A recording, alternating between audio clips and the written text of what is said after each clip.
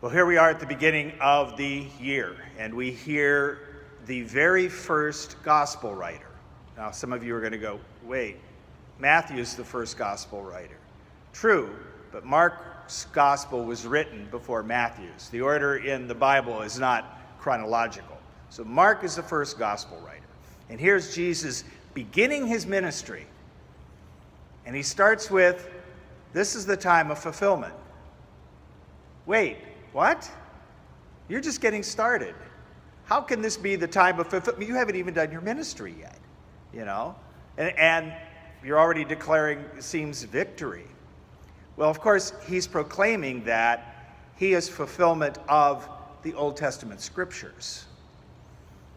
Throughout, one way to read the Old Testament is to read it as a series of covenants between God and the Jewish people, all of which fail. There's a covenant between Adam and Eve. There's a covenant with Noah. There's a covenant with Abraham. There's a covenant with Moses. There's a covenant with David. All of these different covenants that they are proclaimed to be God, his people, and then eventually they mess up, and then there's another covenant. So here comes Jesus saying, I am here to fulfill everything that is in the scriptures. And that's what it is, the time of fulfillment. I'm here to fulfill God's promise. Because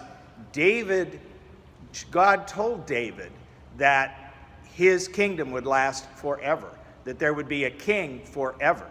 And that's why at Christmas time we get the anthology of leading up from David to Jesus, because he is the fulfillment of that promise to David, that covenant with David. So how does he start? How does he start? He says, repent. Now, this is another word that kind of gets us turned around in our modern day language, because whenever we hear somebody saying repent, we're thinking of some guy on a street corner with a microphone and a soapbox, going, repent, repent, what does that mean?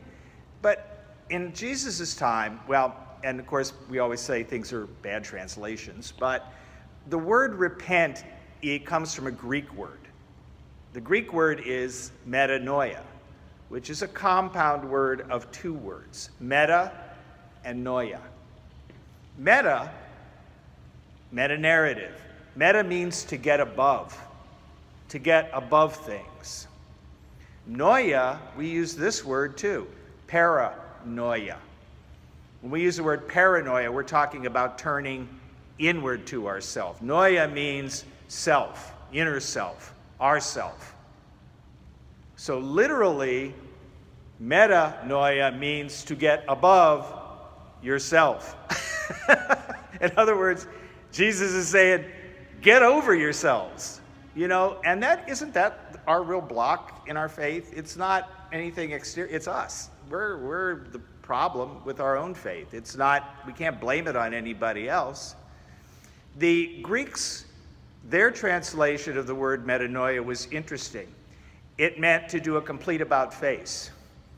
In other words, it meant to do a complete turnaround. So in this time of fulfillment that Jesus is talking about, he's saying, turn yourselves around. Go in a different direction. Do something different. I would say that's a message for the whole world right now, because we're not doing a great job. Nobody is. And I can hear, we hear this to each other sometimes. We say, get over yourself. Or we say, we wish our politicians would get over themselves. Or we wish this group of people would get over themselves.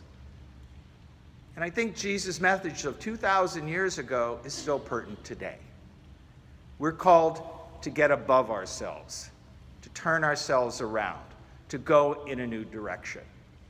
And only then will that time of fulfillment come.